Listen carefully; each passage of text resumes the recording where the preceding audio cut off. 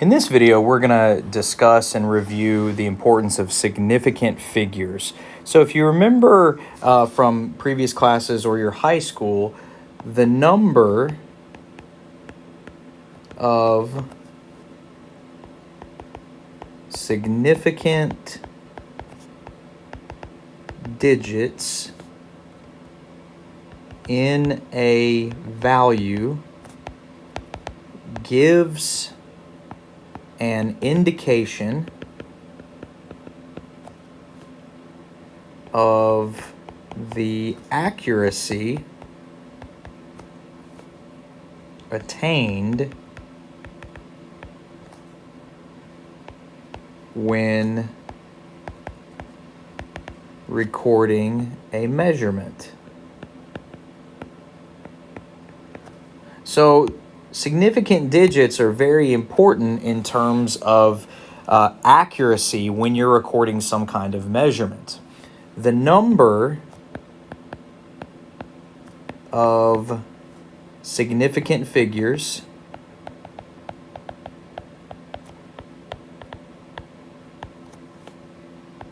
in a measurement includes the certain digits and one digit that is estimated or rounded. So for example, if you have a distance that's measured with an instrument that is a certain accuracy, you can record one more significant digit than the accuracy of the instrument you're using to measure a distance. So let's write that down. We're going to say, for example, if a distance is measured with a tape measure,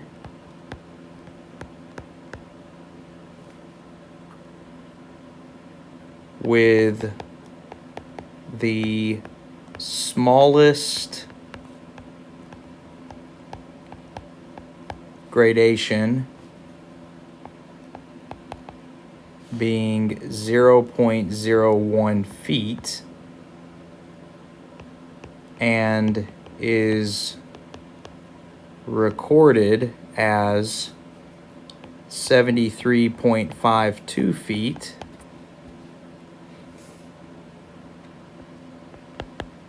there are 4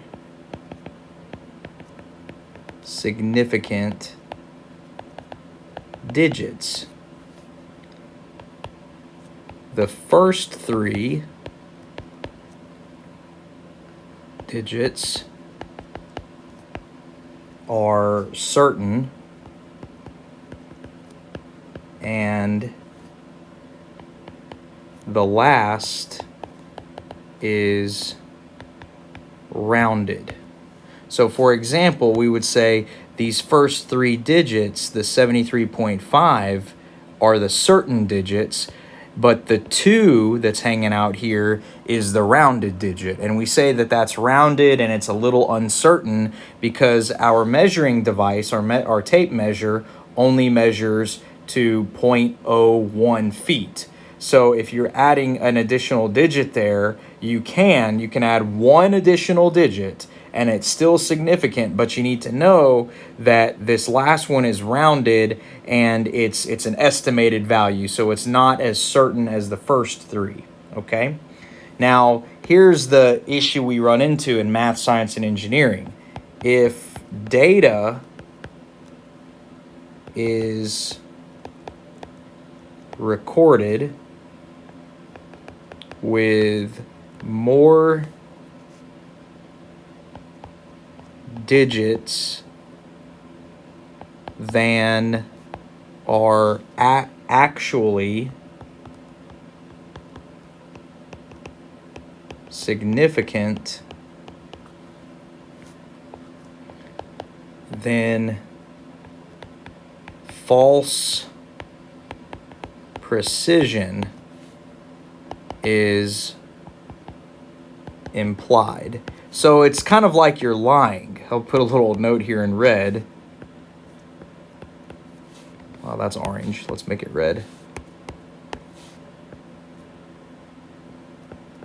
You are not being truthful.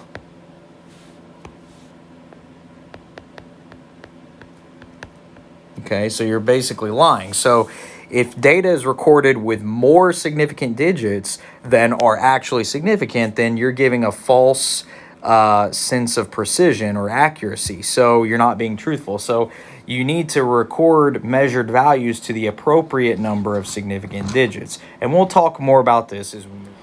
Now we're going to summarize the rules for keeping track of significant digits. So the first common rule that you may remember is that all non-zero numbers are always significant. That's the very first rule we typically learn with significant digits. Next, all zeros between non-zero numbers are always significant. So let's look at a little example of this. So for example, if we have the number 102, okay? So if you notice, you have two non-zero numbers, the 1 and the 2. So these are both significant, always significant. But also we have a 0 in between the non-zero numbers. And so this 0 is also significant. So we can say that this value, this number 102, has 3 significant figures, or 3 significant digits. All right, how about, let's do another one. How about we have the number 7,004. Okay, 7,004. So how many significant digits is this? Well, this one has 4 sig figs. And again, the reason why is the 7 and the 4 are non-zero, so they're definitely significant. But we also have these zeros that are in between the non-zero numbers, so they are still significant. Sometimes we call these trapped zeros. Maybe you can make an extra note here. These are sometimes called trapped zeros. All right, let's keep moving. The next rule is that all zeros that are simultaneously to the right of the decimal point and at the end of the number are always significant. So let's look at a quick example or two of this. So if we have the number maybe 1.40, okay? So based on the first rule, the 1 and the 4 are both non-zero numbers, so they're definitely significant. But what about a 0? This is 0 here. Well, this rule says zeros that are to the right of the decimal. So this 0 is clearly to the right of the decimal. and it's at the end of the number, right? 1.40. Those kinds of zeros are significant. So here we have 3 sig figs. Okay, let's do another quick one. How about, what if we have the number 27.4530? Okay, how many significant figures are here? Well, we definitely have 5 non-zero numbers, 27.453, and then we have this 0 that's to the right of the decimal, and it's at the end of the number. So how many sig figs is this? Well, this will be 6 sig figs. Okay, let's do one more. What if we have 102.030? Okay, so maybe pause the video and think about it. What do we have here? Well, we have a few non-zeros. We have 1, 2, and 3. So the digits 1, 2, and 3 are all non-zero, so they're significant. But what about the rest of these zeros? Well, notice you have 2 trapped zeros. You have these 2 trapped zeros that are in between non-zeros, so they are significant. And then this last 0 all the way to the right, it's to the right of the decimal and it's at the end of the number. So this is 6 sig figs. Okay, let's keep going. So our next rule is that all zeros to the left of a decimal point and are in a value greater than or equal to 10 are always significant. Okay, so let's absorb that. All numbers to the left of a decimal and in a number greater than or equal to 10 are always significant. So what about this? Let's look at an example of this. What if we have the number 120 decimal? Okay, now that's kind of a silly way to express it, but it's still possible. You could see this. So this has 3 sig figs. Okay, and again, you have this 0 here that's to the left of the decimal, and it's in a number, it's in a total value that's bigger than 10. Okay, let's keep going with some more rules. Leading zeros are never significant. Okay, so what's an example of this? Well, for example, if we have 0.0013, okay, how many sig figs are this? Well, are in this number? Well, the 1 and the 3 are definitely significant. Okay, what about these 3 zeros right here? These are what we call leading zeros, and they are never significant. So this number has 2 sig figs. Now let's make sure we're not violating any other rules. Well, again, are we violating the previous rule? No. Our previous rule that we just talked about zeros to the left of a decimal, but in a value greater than 10. This total number is not greater than 10. Obviously, it's much smaller than a number, than 10. So we're not violating that rule. Okay. The next rule is trailing zeros in numbers without a decimal are usually not significant.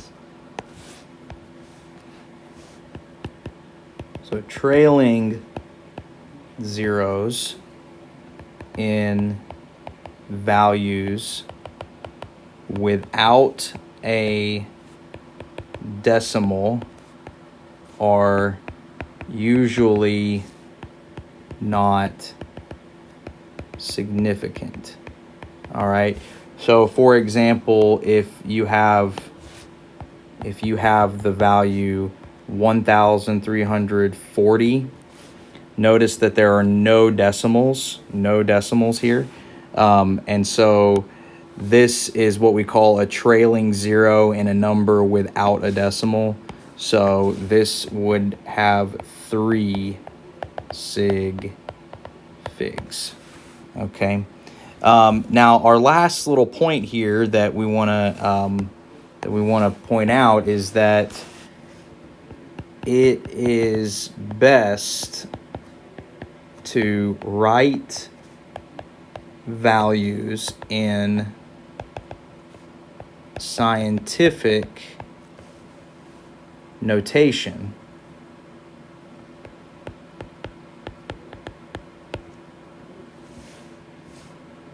Okay, so when we are unsure of sig figs,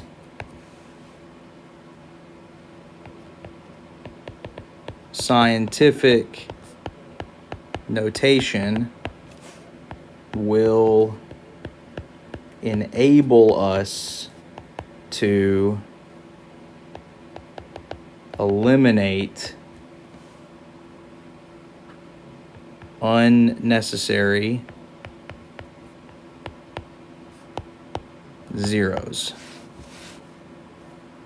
that are not significant. So like, let's look at a little example here. So let's say you have the value 0.00145.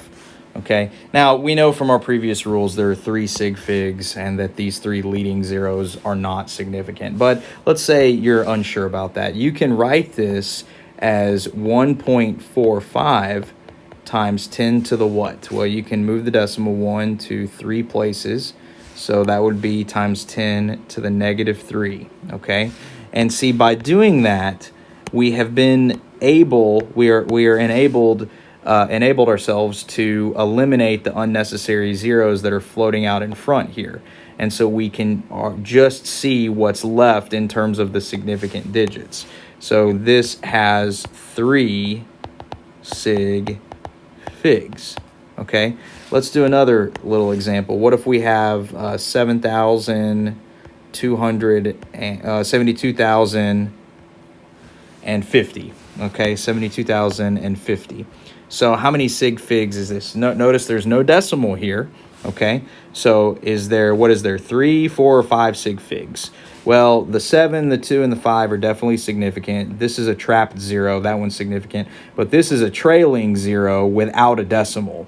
So this zero is probably not significant, but let's go ahead and write it in scientific notation and investigate it. So this can be written as 7.205, and let's move that decimal and see what happens. 1, 2, 3, 4, okay? So this would be times 10 to the 4th power, okay? I said move that decimal even though there's no decimal there, but the decimal place would be here, okay? So when you do that, you've uncovered that we have 4 sig figs here.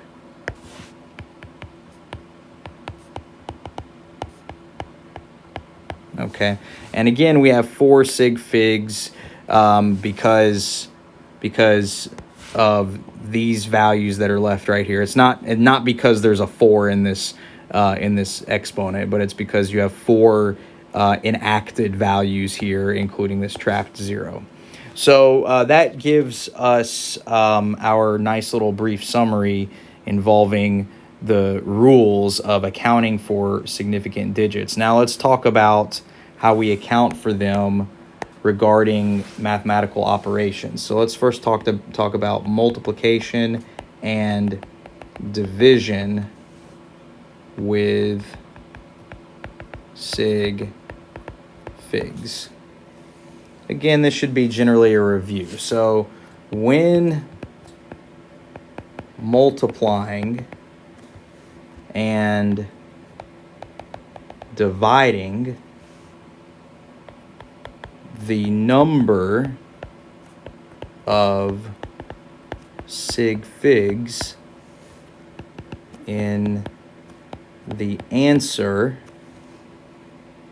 is equal to the least number of sig figs in the values being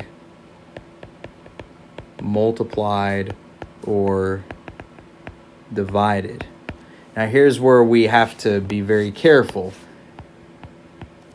We do not observe sig figs in conversion factors or values like pi, which are mathematical constants.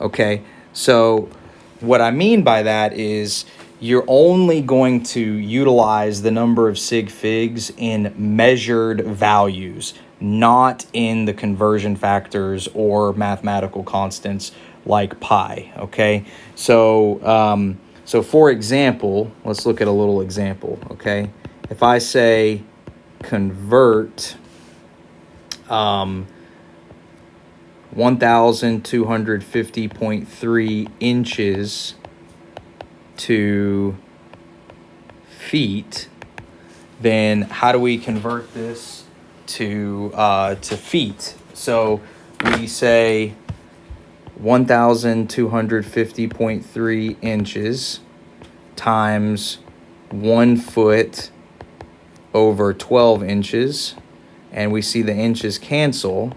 And so what do we get? Let's see. 1250.3 divided by 12. So I get a number a little over 104. So how many sig figs should my answer have? Well, my solution here should have the number of significant digits in the given measured value. So notice that my given measured value has 5 sig figs, right? So this guy has 5 sig figs, and so my solution should be equal to 104.19 feet. Okay, and notice this also has 5 sig figs.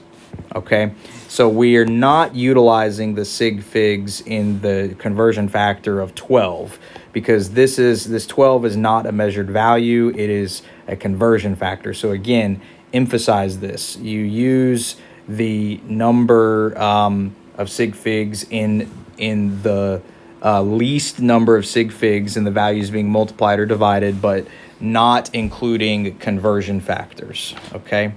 What about addition and subtraction with sig figs? That's sometimes a little bit more confusing, so let's talk about that. Addition and subtraction with sig figs. So here we have this little process. We're going to say step 1. We're going to stack the values to be added or subtracted. So when I say stack the values, I mean stack them like you did maybe in 3rd grade, okay? And then step 2, we're going to identify the column containing the rightmost significant digit in each number. And then step 3, we're going to add or subtract as needed. And then step 4, we're going to round the final answer so it's rightmost significant digit occurs in the leftmost column from step 2. Now, take a second and absorb this, and we're not going to do an example in this video, but we'll do an example in person to maybe clarify this if this is a little fishy for y'all right now. And that's going to conclude this video.